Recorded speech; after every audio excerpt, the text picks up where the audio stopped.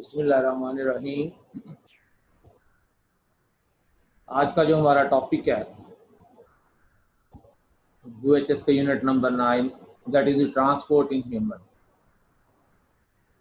इस टॉपिक में जो हम सिलेबस डिस्कस करेंगे, जो पॉइंट्स डिस्कस करेंगे, वो आपके पास हैं जी।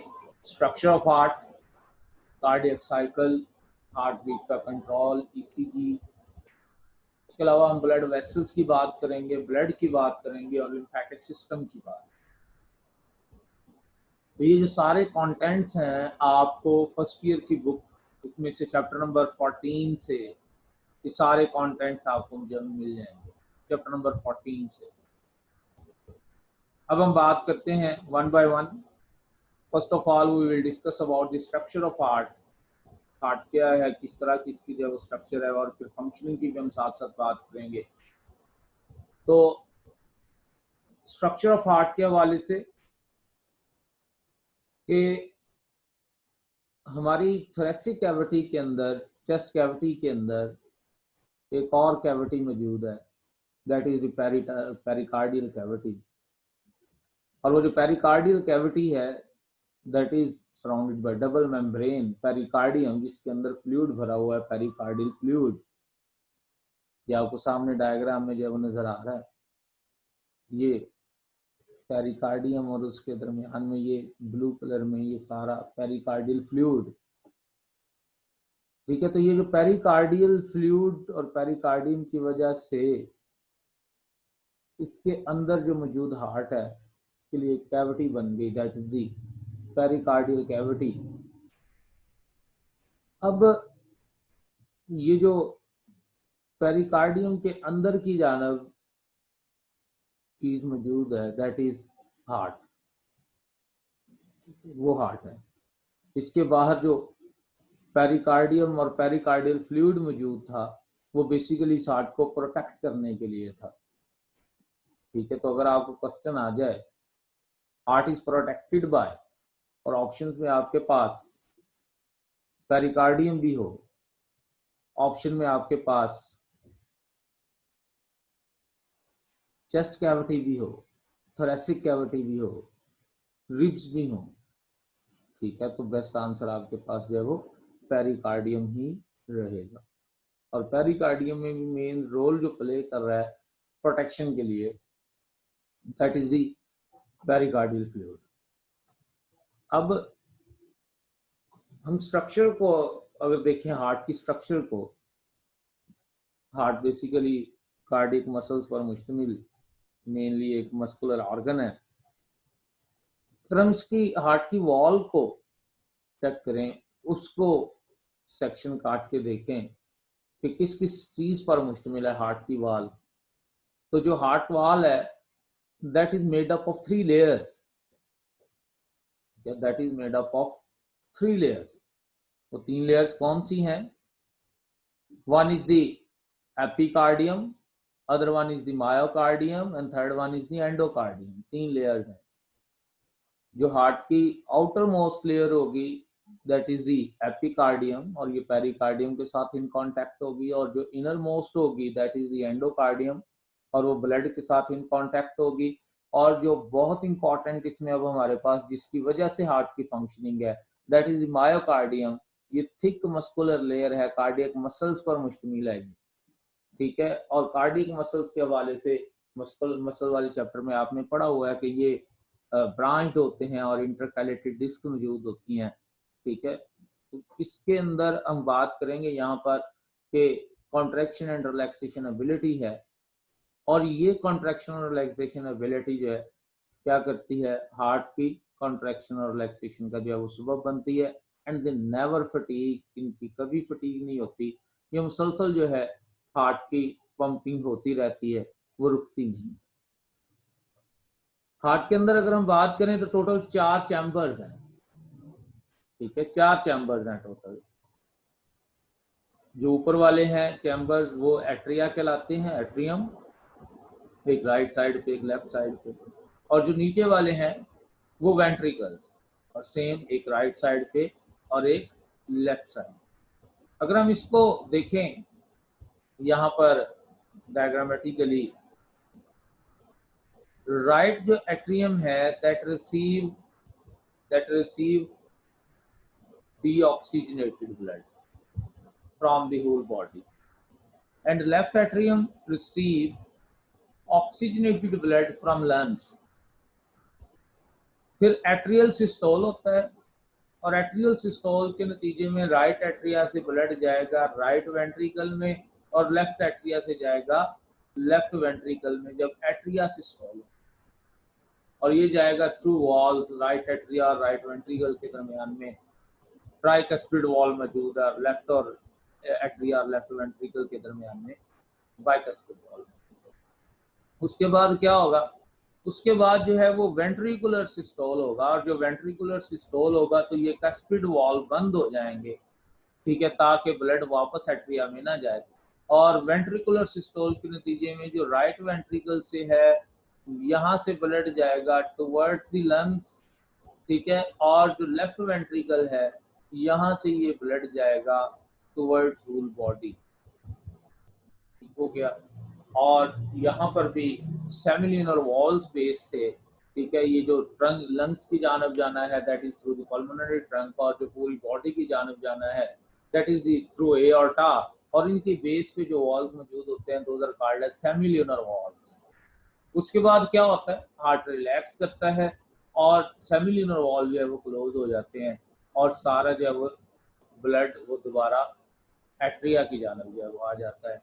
तो इसमें हमारे पास वही कि राइट एट्रियम का क्या काम है, लेफ्ट एट्रियम का क्या काम है, राइट वेंट्रिकल का क्या काम है, लेफ्ट वेंट्रिकल, तो ये हमने डिस्कस किया कि राइट एट्रिया ये डीऑक्सीजनेटेड ब्लड रिसीव करेगा थ्रू वेना केवा, और वेंट्रिकल ये ट्राइकस्पिड वॉल्व के जरिए दे देगा to right ventricle. Right ventricle जो है वो रिसीव करेगा from the right atrium deoxygenated blood ही, और इसको ये पंप करेगा टू पल्मोनरी ट्रंक, जो कि आगे दोनों के दोनों लंग्स की जानब जो है वो जाएंगे। लेफ्ट एट्रिया जो है ये रिसीव करेगा oxygenated blood from the lungs via 4 pulmonary veins, 2 एक जानब 2 दूसरी जानब, ठीक है, यानी कि 2 राइट लंग से 2 लेफ्ट लंग से आने वाली पल्मोनरी वेन से ये रिसीव करेगा, और इसको देगा through bicuspid valve left ventricle को, और लेफ्ट वेंट्रिकल इसको पंप करते हुए भेजेगा थ्रू एओर्टा टू होल। तो ये हमारे पास जब हार्ट की एक्सटर्नल मॉर्फोलॉजी आपको ये नजर आ रही होगी, एक्सटर्नल स्ट्रक्चर नजर आ रही होगी, ठीक है, लेकिन इसके सेक्शन जब हम कटिंग करते हैं इसके अंदर जो है वो देखते हैं लॉन्गिट्यूडिनल सेक्शन जब हम कट करते हैं तो उसमें ये आपको ज़्यादा क्लियर आएगा कि किस तरह से जो है वो इसके अंदर वेंट्रिकल्स और एट्रिया मौजूद है। ये आपकी बुक में डायग्राम है, ठीक है, यहाँ से आप जो है वो ज़्यादा क्लियर हो सकता है कि ये देखें, ये आपके पास राइट एट्रियम, ये आपके पास लेफ्ट है, ठीक है, उसके बाद ये आपके पास जो है वो है राइट वेंट्रिकल, ठीक है, और ये आपके पास जो है वो है लेफ्ट वेंट्रिकल।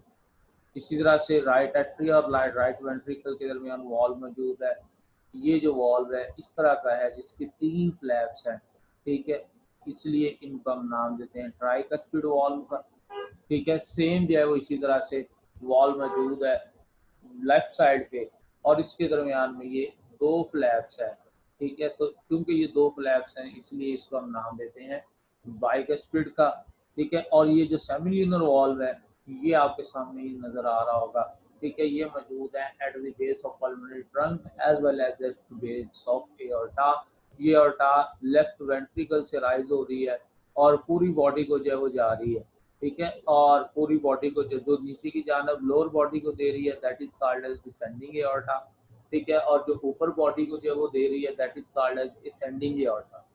और इसी तरह से अगर हम बात करें जो पल्मोनरी ट्रंक है वो भी बाइफ्रक्टेट होके 2 जानब, एक जो है वो लेफ्ट पल्मोनरी मतलब उसमें लेफ्ट लंग की जानब और एक जो है वो राइट लंग की जानब जो है, फिर लंग से आएंगी 2 ये नोट कीजिएगा, ठीक है, ये 2 आ रही हैं pulmonary veins from the right lung, और इधर देखें ये भी 2 आ रही हैं फ्रॉम द लेफ्ट लंग। अब थोड़ी सी इसमें अगर आप वॉल्स की थिकनेस की बात कर लें तो जो आपके पास एट्रिया की वॉल्स हैं वो बहुत बारीक है, लेकिन जो वेंट्रिकल्स की वॉल्स हैं वो बहुत थिक है, और इसमें भी जो लेफ्ट वेंट्रिकल है वो सबसे ज्यादा थिक है, और इसकी रीजन सिर्फ इतनी सी है कि जितना ज्यादा हार्ट को फोर्स करना पड़ेगा उतनी ज्यादा जो है उसकी वॉल थिक होनी चाहिए। एट्रिया से वेंट्रिकल को ब्लड देने के लिए थोड़ी फोर्स लगानी पड़ रही है, इसलिए वॉल इतनी ज्यादा थिक नहीं है।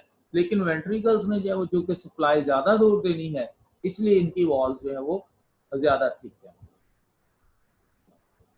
अब ये हार्ट कॉन्ट्रैक्ट करता है, तो इसकी कॉन्ट्रैक्शन को कौन सी चीज कंट्रोल कर रही है? ठीक है, हार्ट के अंदर पूरा एक कंडक्टिंग सिस्टम है, एक इसका सेल्फ एक्साइटेशन मैकेनिज्म है ऑटोमेटिक। ये जो है वो कॉन्ट्रैक्शन एंड रिलैक्सेशन शो कर रहा है। तो किस तरह से? तो बेसिकली हार्ट के अंदर नोड्स मौजूद है, एसए नोड और एवी नोड। ठीक है, जहां पर सुपीरियर वेना के वहां आके मिल रही है एट्रिया के साथ, ठीक है, राइट एट्रिया के साथ, वहां पर जो है वो एक नोड मौजूद है, that is called as S A node, sino atrial node, S A node. ये नोड्स किस चीज से बने हुए हैं? खास तरह के कार्डियक मसल्स हैं और कुछ ऑटोनॉमिक नर्व एंडिंग्स हैं।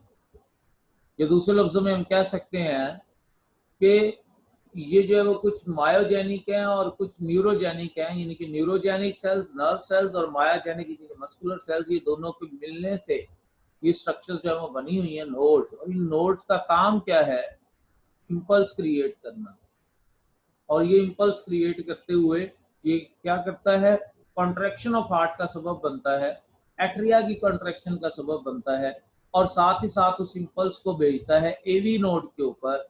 एवी नोड जो कि राइट एट्रिया के लोअर एंड पे लगा हुआ है, ठीक है, एट्रियो वेंट्रिकुलर नोड, एट्रिया और वेंट्रिकल के जंक्शन पे जो है वो लगा हुआ है।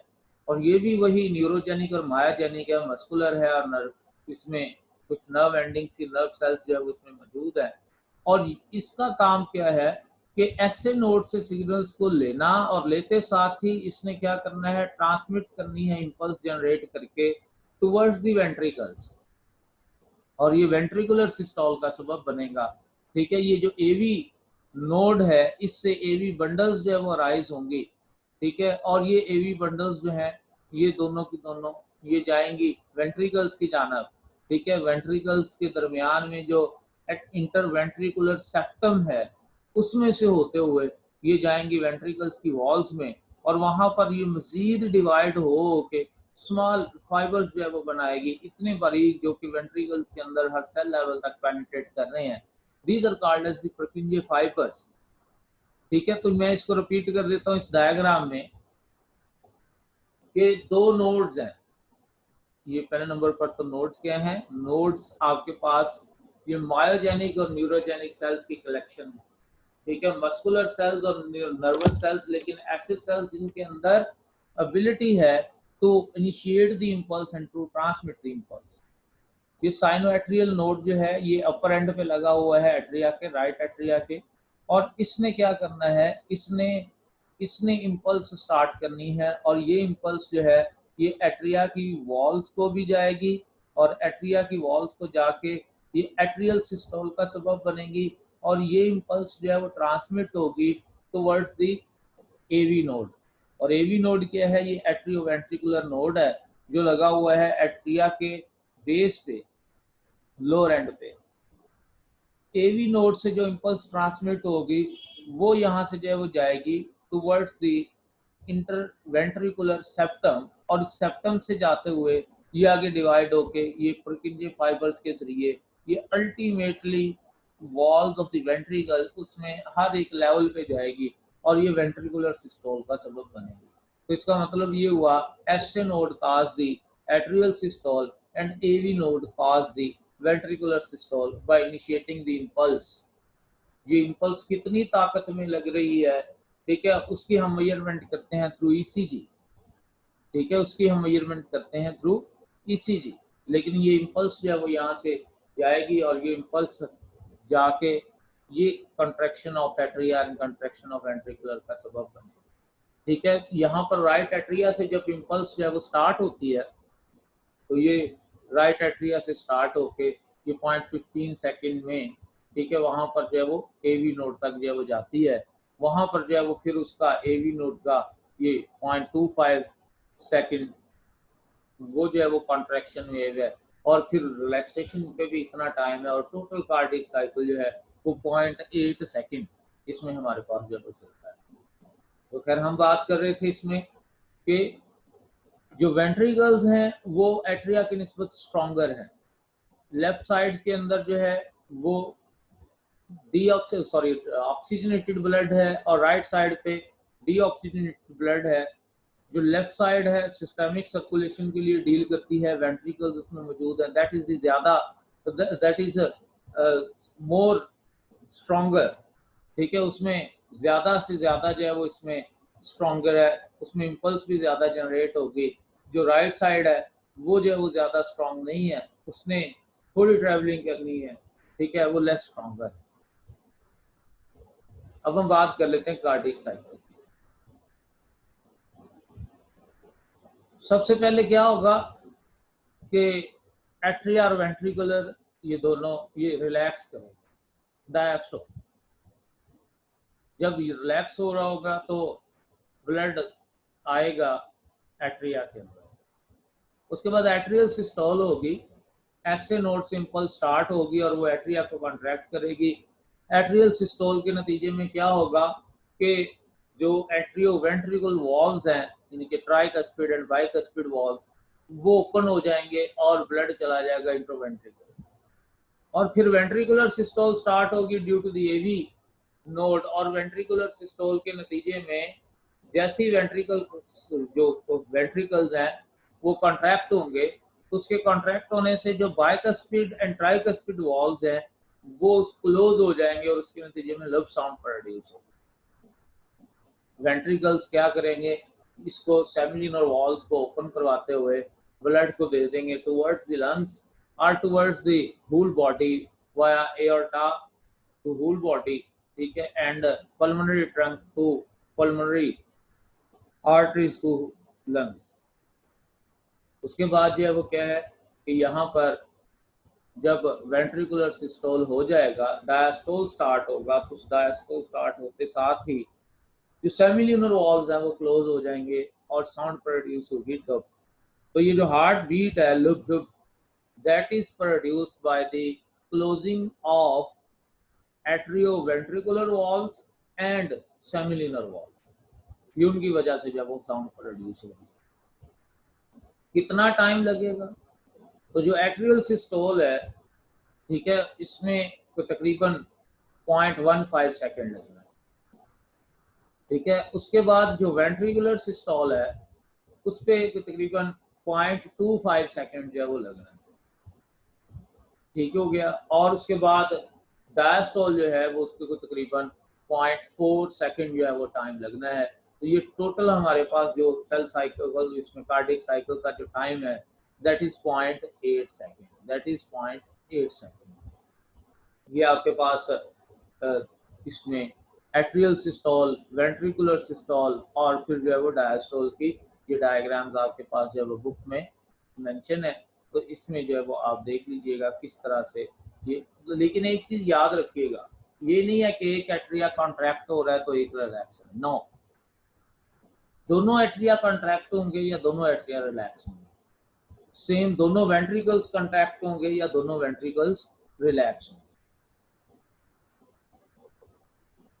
अब हम बात करते हैं ईसीजी की, इलेक्ट्रोकार्डियोग्राम, ये क्या चीज है। तो हमारे पास जो नोड्स मौजूद थे, एसए नोड और एवी नोड, उन नोड से इंपल्स जो है वो क्रिएट होनी है, कितनी वहां पर मेम्ब्रेन पोटेंशियल क्रिएट होगी, उससे हम उस पोटेंशियल का, इलेक्ट्रिक पोटेंशियल का ग्राफ बना लें डिटेक्ट करते हुए एक इलेक्ट्रोकार्डियोग्राफ मशीन के जरिए, एक पेपर के ऊपर, ईसीजी पेपर के ऊपर, इलेक्ट्रोकार्डियोग्राम के ऊपर हम एक ग्राफ बना लें, ग्राफ ले लें। ये जो ग्राफ हमारे पास आएगा जो इंडिकेट कर रहा होगा इम्पल्स की क्रिएशन को, इलेक्ट्रिक करंट की क्रिएशन को, this is called as ECG, ठीक है, ईसीजी। अगर हम ईसीजी लें नॉर्मल हार्ट बीट में, ठीक है, तो नॉर्मल इलेक्ट्रोकार्डियोग्राफ के अंदर जो हमें क्या चीज नजर आएगा जब हार्ट प्रॉपर फंक्शनिंग कर रहा हो, तो पहले हमें उस ग्राफ में एक पी वेव नजर आएगी, पी वेव। ये पी वेव क्या है? ये पी वेव उस वक्त क्रिएट हो रही है जब एट्रियल कॉन्ट्रैक्शन होनी है। तो आप यहाँ पर अंदाजा लगा लें कि ये जो वेव आ रही है ऊपर को, पी वेव, ये कितनी सी है। इससे आप अंदाजा लगा लें कि एट्रियल सिस्टोल के लिए कितनी इंपल्स जो है वो चाहिए, कितना करंट चाहिए। उसके बाद एक और वेव है, दैट इज दी QRS, और आप इसकी पीक देख लें QRS की, मैक्सिमम पीक इस पे है QRS, ठीक है। और ये QRS तब होती है just prior to ventricular contraction, ventricular systole से पहले। तो इसका मतलब है maximum potential, maximum current is required for the ventricular systole, QRS जो है वो वेव के लिए। उसके बाद जो है वो फिर क्या है, एक टी वेव है, और ये टी वेव जो है ये उस वक्त जो है वो आ रही है जब वेंट्रिकल्स जो है वो रिकवरिंग हो रहे हैं from contraction, ventricles are recovering from contraction, ठीक है। तो इसमें आप इसको 3 फेजेस में वो नजर आ रहा है आपको कि ये देख रहे हैं, एट्रियल सिस्टोल, ठीक है, वेंट्रिकुलर सिस्टोल, और फिर atrial ventricular diastole. Total time जो है ये आपके पास 0.8 सेकेंड, जिसमें 0.4 जो है वो आपके पास क्या है, that is systolic, and then are diastole. तो ये आपके पास ECG। इसमें अब देखें, आपको आइडिया हो जाएगा नॉर्मल फंक्शनिंग जो है वो इस तरह से इतने टाइम में हो रही है। अब अगर सपोज कोई किसी वेव में कमी पेशी आ रही है तो उससे आइडिया हो जाएगा कि क्या प्रॉपर एट्रिया कॉन्ट्रैक्ट कर रहे हैं या नहीं कर रहे, या रिलैक्सेशन पूरी हो रही है या नहीं हो रही, या वेंट्रिकुलर कॉन्ट्रैक्शन पूरी हो रही है नहीं हो रही, करंट पूरा मिल रहा है नहीं। अगर नहीं मिल रहा तो हम आर्टिफिशियल पेस मेकर यूज करते हुए हम उस इम्पल्स को क्रिएट करवा देते हैं ताकि जब वो हार्ट बीट वो प्रॉपर रहे। अब जब हार्ट कॉन्ट्रैक्ट हो रहा होगा तो उस वक्त जो ब्लड के ऊपर एक प्रेशर पड़ेगा, that is called as the systolic blood pressure. और जब हार्ट रिलैक्स हो रहा होगा तो उस वक्त जो ब्लड प्रेशर होगा, that is the diastolic blood pressure. Blood pressure है क्या? ये वो फोर्स है जो ब्लड एक्सर्ट कर रहा है अगेंस्ट द ब्लड वेसल, ठीक है। तो इसमें जब सिस्टोल हो रही है, सिस्टोलिक फेज है, तो उस वक्त ये ज्यादा जो है वो ब्लड प्रेशर होगा। कितना ज्यादा होगा? नॉर्मल इंडिविजुअल में अबाउट 120 मिलीमीटर मर्क्यूरी, ठीक है। और डायस्टोलिक ब्लड प्रेशर जो है ये लो होगा, ठीक है। इसकी रेंज है वो 75 to 85, इनके अबाउट 80 मिलीमीटर मर्क्यूरी जो है, ठीक है। तो ब्लड प्रेशर एक्सर्ट होगा, डेफिनेटली ब्लड ने एक्सर्ट करना ही करना है। तो ये उसका भी सिस्टोलिक और डायस्टोलिक ब्लड प्रेशर का फर्क आ गया। ये सिस्टोलिक और डायस्टोलिक ब्लड प्रेशर का फर्क हमें बड़ा वाज़ा नजर आएगा एओर्टा के अंदर। देखें, एओर्टा में आपको सिस्टोलिक ब्लड प्रेशर और डायस्टोलिक ब्लड प्रेशर, उसमें आपको वाज़ा फर्क नजर आ रहा है। एवरेज तो ये है ना, जो ये दरमियान में लाइन थी, ये एवरेज है, लेकिन ये सिस्टोलिक और डायस्टोलिक में आपको ये फर्क नजर आ रहा है। ये फर्क एओर्टा में भी नजर आएगा, ये फर्क आर्टरीज में भी नजर आएगा, आर्टरीज में भी नजर आएगा, ठीक है। एओर्टा और आर्टरीज में आपको सिस्टोलिक और डायस्टोलिक ब्लड प्रेशर का फर्क नजर आएगा, और ये फर्क आपको बड़ा वाज़ह महसूस हो रहा होगा पल्स की सूरत में कि जब भी वो पीछे सिस्टोलिक फेज आएगी, ज्यादा प्रेशर होगा, तो वो ज्यादा प्रेशर आपको जो है वो आर्टरी से डिटेक्ट हो जाएगा। उसके बाद आप एक और चीज नोट करें, मैक्सिमम ब्लड प्रेशर वो भी एओर्टा और आर्टरीज में, ठीक है। आप एवरेज देख लें, एवरेज जो मीन है हमारे पास वो 100 के अबाउट है, वो भी आपको जो है ब्लड प्रेशर एओर्टा के अंदर मैक्सिमम नजर आ रहा है। उसके बाद फिर ये जो आर्ट्रियोल्स हैं, आर्ट्रियोल्स, इसमें ब्लड प्रेशर तेजी से गिर रहा है। आर्ट्रियोल्स के अंदर ब्लड प्रेशर तेजी से फॉल हो रहा है, और ना सिर्फ फॉल हो रहा है बल्कि सिस्टोलिक और डायस्टोलिक का फर्क भी खत्म होता जा रहा है, ठीक है। Rapidly fall in arterioles. और फिर जब हम कैपिलरीज की बात करते हैं तो उसमें भी ये फॉलिंग है, और यहाँ पर भी कोई फर्क नहीं है दोनों सिस्टोलिक और डायस्टोलिक प्रेशर। और उसके बाद वेन्यूल्स, वेन्स और वेना केवा, इसमें ब्लड प्रेशर फॉल ही कर रहा है, लेकिन यहाँ पर वो फॉल इतना रैपिड नहीं है, यहाँ पर फॉल बहुत स्लो है, ठीक है। और इसको पीछे साथ में मेंटेन किया हुआ है थोड़ा सा जो वॉल्स मौजूद है वेन्स के अंदर, यहाँ पर जो है वो कॉन्ट्रैक्शन और एंड रिलैक्सेशन ऑफ हार्ट का कोई इफेक्ट आपको नजर नहीं आएगा, क्योंकि कैपिलरी लेवल पे वो खत्म हो गया, ठीक है। तो इस तरह से ब्लड प्रेशर का आर्टरीज, एओर्टाज, आर्ट्रियूल्स, ठीक है, वेन्स, वेना केवा, कैपिलरी, सब में आपको फर्क नजर आ रहा होगा। अगर आपको एमसीक्यू आ जाए the lowest blood pressure is present in, आपके पास ऑप्शन वेना केवा है। हाईएस्ट ब्लड प्रेशर वो आपके पास ऑप्शन जो है वो एओर्टा है, ठीक है। रैपिडली फॉलिंग प्रेशर वो आपके पास आर्ट्रियूल्स हैं, ठीक है। डिक्रीजिंग ब्लड प्रेशर वो आपके पास कैपिलरीज हैं, ठीक है। और उसके बाद जो है वो अगर हम बात करें falling blood pressure but for the flow maintained by the walls, उसके लिए आपके पास ऑप्शंस वेन्स और वेना केवा है। फॉलिंग तो हो रहा होता है लेकिन उसको थोड़ा मेंटेन किया होता है किसने? वॉल्स ने, सेमिल्यूनर वॉल्स। उसके बाद हम बात करते हैं ब्लड वेसल्स की। ब्लड वेसल्स जो हैं ये आपके पास टोटल 3 तरह की ब्लड वेसल्स हैं, 3 तरह की ब्लड वेसल्स हैं, आर्टरीज, कैपिलरीज और वेन्स। आर्टरी, कैपिलरी और वेन, इन तीनों की अगर हम स्ट्रक्चर में देखें तो आपको स्ट्रक्चर वाज़ह नजर आ रही होगी इस डायग्राम में। इसमें आप नोट करें जी, एंडोथीलियम तो सब में मौजूद है, ये एंडोथीलियल सेल्स, ये एंडोथीलियम तो सब में मौजूद है।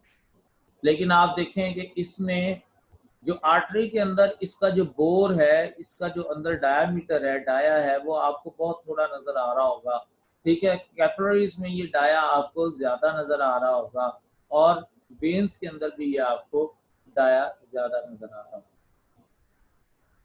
इस एंडोथेलियम सेल्स के ऊपर एक लेयर है, ठीक है, इलास्टिक लेयर है, मस्कुलर लेयर है और उसके बाहर जो है वो फिर कनेक्टिव टिश्यू की लेयर है। लेकिन कैपिलरी में एंडोथेलियम के बाहर कोई लेयर नहीं है। और अगर आप देखें वेन में, तो वेन के बाहर जो कनेक्टिव टिश्यूज की लेयर है वो बहुत थिक है, ठीक है। बाकी जो स्मूथ और इलास्टिक मसल्स हैं वो इसमें थिन है, वो उतने थिक नहीं है जितने के आप यहाँ पर देख ले आर्टरीज में। तो आर्टरीज के अंदर जो मस्कुलर लेयर है, जो इलास्टिक लेयर है, that is very thick in nature, लेकिन उसमें कनेक्टिव टिश्यू की लेयर थिन है। और वेन में जो है वो कनेक्टिव टिश्यू की लेयर थिक है और मस्कुलर लेयर जो है वो थिन है, ठीक है। तो ये स्ट्रक्चरल पॉइंट ऑफ व्यू से तीनों का फर्क आ गया। अब हम बात करते हैं वैसे कि ये हैं क्या, तीनों का कंपैरिजन करते हैं। आर्टरीज आपके पास वो ब्लड वेसल्स हैं जो ब्लड को ट्रांसपोर्ट कर रही हैं अवे फ्रॉम द हार्ट, और वेन जो कि कलेक्ट करके ला रही हैं टुवर्ड हार्ट, ठीक है। और कैपिलरीज जो हैं ये लिंक है between the arteries and veins, और ये टिश्यूज के अंदर जब मौजूद है। जो आर्टरीज हैं वो ऑक्सीजनेटेड ब्लड लेके जाती हैं सॉय पल्मोनरी आर्टरी, ठीक है, क्योंकि वो डीऑक्सीजनेटेड लेके जाएगी टुवर्ड्स लंग्स। जो वेन्स हैं वो डीऑक्सीजनेटेड लेके जाएंगी सॉय पल्मोनरी वेन, और जो कैपिलरीज हैं उसके अंदर मिक्स ब्लड होगा। जो आर्टरीज हैं उनके अंदर किसी तरह का जो है वो इसमें वॉल्व नहीं होगा, सॉय पल्मोनरी ट्रंक की बेस पे और एओर्टा की बेस पे। जो वेन्स हैं उनके अंदर वॉल्व्स मौजूद हैं, सेमिन्यूलर वॉल्व्स हैं, और ये बैक फ्लो को कंट्रोल करते हैं। कैपिलरीज में भी वॉल्व्स नहीं है। आर्टरीज में हाई ब्लड प्रेशर होगा, वेन्स में लो ब्लड प्रेशर होगा, कैपिलरीज में फॉलिंग ब्लड प्रेशर होगा। आर्टरीज में जो वो पल्स महसूस होगी, ठीक है, हार्ट बीट डिटेक्ट हो रही होगी, वेन्स में पल्स नहीं होगी, कैपिलरीज में पल्स नहीं होगी। आर्टरीज के अंदर जो फ्लो है वो रैपिड है, दैट इज 400 to 500 मिलीमीटर पर सेकेंड, ठीक है। एओर्टा के अंदर सबसे फ्लो है और आहिस्ता आहिस्ता आर्टरीज की जानब जाते हुए ये लो हो रहा है, डिक्रीज हो रहा है। वेन्स के अंदर जो रेट ऑफ ब्लड फ्लो है वो कम है, लेकिन ये इंक्रीज हो रहा है जैसे जैसे हम वेन्यूल से ये आगे जो है वो जाएंगे लार्जर वेन्स की जानब, ठीक है, तो ये इंक्रीज होगा rate of flow due to walls, और ब्लड फ्लो स्लोएस्ट होगा इन कैपिलरीज। जो आर्टरीज हैं उनका स्मॉलर बोर है और थिक वॉल है, खासतौर पर मस्कुलर, और जो वेन्स हैं उनका लार्जर बोर है और थिन वॉल है, और खासतौर पर यह मस्कुलर वॉल है। और कैपिलरीज का लार्जर बोर है और उसकी जो वॉल सिर्फ 1 सेल थिकनेस में। आर्टरीज के थिक मसल लेयर है, इलास्टिक फाइबर मौजूद है। वेन्स में थिन मसल लेयर है, लेस इलास्टिक फाइबर्स हैं, और कैपिलरीज में मसल लेयर और इलास्टिक फाइबर्स है ही नहीं। आर्टरीज और वेन्स में एक्सचेंज ऑफ मटेरियल नहीं हो रही, लेकिन capillaries are responsible for the exchange of material. ये कंपैरिजन था आर्टरीज वेन्स और कैपिलरीज का, आर्टरीज वेन्स और कैपिलरीज का। ठीक है, इस कंपैरिजन को आपने जो रीड आउट कर लेना अच्छी तरह से, और हर एक की डिटेल एक एक के ऊपर जो है वो उसमें हमारे पास डिस्क्रिप्शन आए। एक डिसऑर्डर है, एक्वियल डिसऑर्डर है, आर्टरीज का ये डिसऑर्डर है, जिसमें क्या होता है, दो चीजें, एथीरो और सिक्लोरोसिस। एथीरो, जिसमें क्या होता है, एथिरोमा बनता है। एथिरोमा क्या है? एथिरोमा बेसिकली एक येलो लेयर है, येलो प्लेक है कोलेस्ट्रॉल की। जो इनर लेयर है ना, इनर इनसाइड, मतलब अगर हम बात करें, ये एक आपके पास सपोज ये एक आपके पास आर्टरी है, तो इस आर्टरी के अंदर की जानब यहाँ पर ये एक लेयर बनती जाए कोलेस्ट्रॉल की, तो इसकी वजह से क्या होगा, आर्टरी अंदर से ये नैरो होती जाएगी। This narrowing of arteries, that is the atheroma. ये एथिरोमा वो लेयर है जो कोलेस्ट्रॉल के अंदर जो है वो जम गई हुई प्ले। और एटीरोसिक्लोरोसिस क्या है? एटीरोसिक्लोरोसिस बेसिकली ये मसल्स की डीजनरेशन है। आर्टरीज का जो इलास्टिसिटी है उसका कम होते जाना है, उसका हार्ड होते जाना है। ठीक है, हार्ड होते जाना है। तो जब आर्टरीज हार्ड होती जाएंगी और उसके अंदर जो है वो एथिरोमा भी बन चुका होगा, दिस कलेक्टिवली कॉल्ड एज एथीरोसिक्लोरोसिस। एथीरोसिक्लोरोसिस।